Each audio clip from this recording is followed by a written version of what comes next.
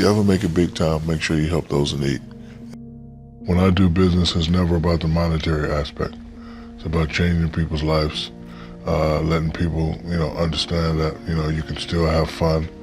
So that's what I wanted to do. I wanted to be like, hey, whenever I do business, it's not about the money. Muhammad Ali said, you could tell a lot about a man how he treats the janitor.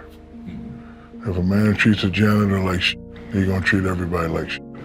So after that, I was like, you know what, I need to just stay cool, because all this could be taken away, especially if you make crazy decisions. So, my thing is to take care of my family, lead by example for people like us, people who want to follow in our footsteps.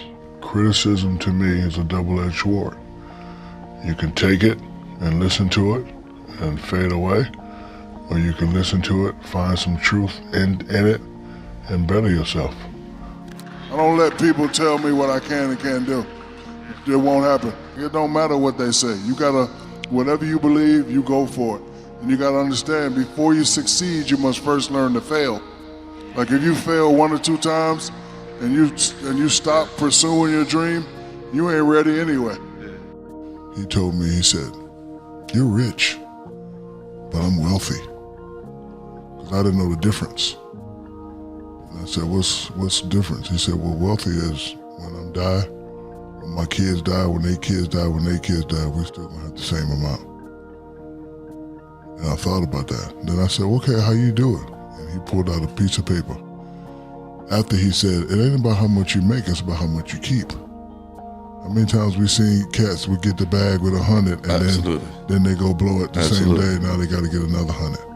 So he said, if you got $100, you save that. That's 50. He said, rich people will say, okay, I'm saving 50 and I'm doing that. But he said, the wealthy does this. You save that. This, ball out. House, chain, car, whatever you want, but 75. Save it, yeah. That's what he said.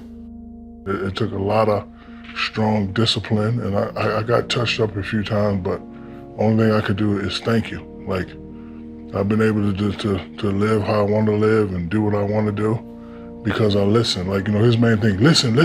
Once I started listening, doors started opening up. My dream in high school was to make $8 million for 10 years. I was able to get $40 million my first contract, but because I listened and because I had that discipline, I ain't played basketball in 15 years, but I live a really, really good life.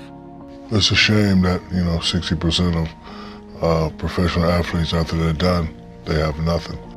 So then I said, okay, I don't want to be like the rest of these NBA players.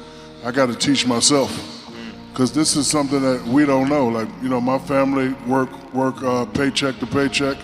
We never had no money, but I had to get that Benz. I had to get my mom a Benz. Like, I just had to get that first. So after I spent that $1 million in a day, I sort of, educated myself. Yeah. And it's okay not to know nothing. So if you don't know nothing, you just ask questions.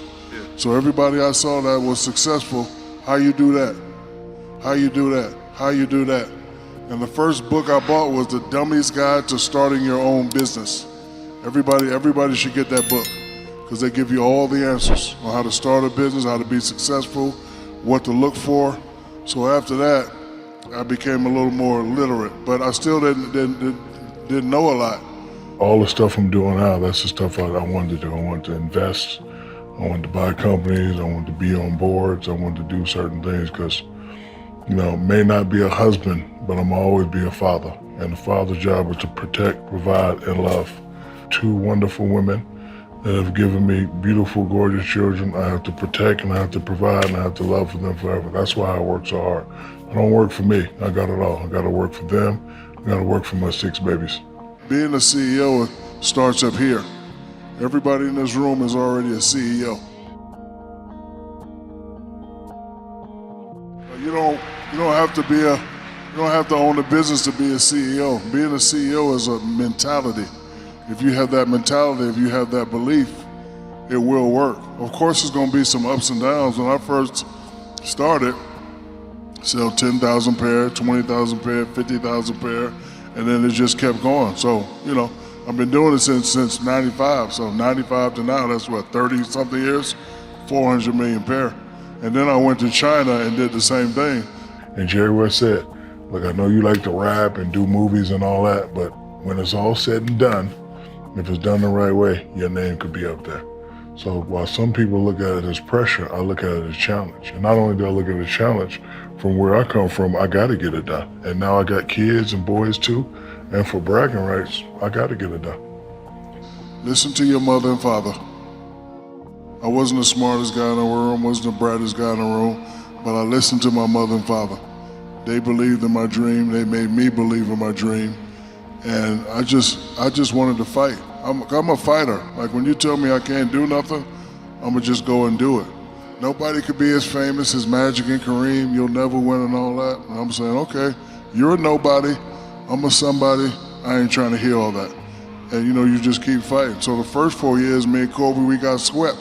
We didn't give up, we just kept going. And then we won 3 in a row, I got traded. You all know the story, but again, doesn't matter what anybody tell you, it's what you believe. Because CEO is mental. And when you love something and you respect it, you can always do well at it. So doing well for me is not the same definition as a rapper. Even if I go 10 times platinum, that money ain't doing nothing for me. And then he said you should develop something called one-hand stress. I only care about what my mama say, what my kids think, if it's gonna mess up the money in the business, what my boys think. That's it, it don't even get to 5. Then I made up a quote for myself. If a nobody can influence a somebody, then the nobody wins. But the question of the day is, who are you? Nobody. So all these people with their opinions, if we talking pecking order status, I don't mean to be disrespectful, but you're under me. So I used to see this guy, I met a guy and I was like, how do you stay rich? And he pulled out a $100 bill and he ripped it in half. And he said, what's this? I said, 50-50. He said, you can save 50. That's cool, let me spend this. But he said, the wealthy people do this. You save this, ball out with that. Whatever you want to do. So I didn't really spend none of my checks until I got married. When it comes to a position like that, I've seen greatness. I've helped bring greatness up. I played with Penny, I played with Kobe, I played with D-Wade, I played with Bron, I played with Nash.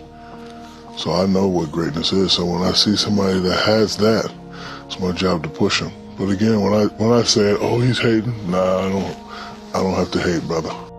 Education is something that can never be taken away from you. You have to retire from basketball, you have to retire from NFL, you have to retire from being a rapper, you have to retire from being an actor. But if you don't have education while you're doing all that, you'll be one of those stories that we all know about.